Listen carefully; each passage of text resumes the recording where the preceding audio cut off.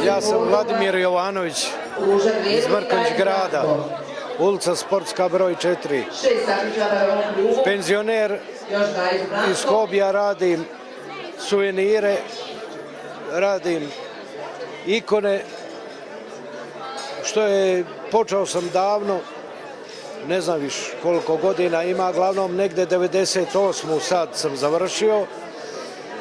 To je specifičan način izrade, prirodna boja drveta, reljefna intarzija.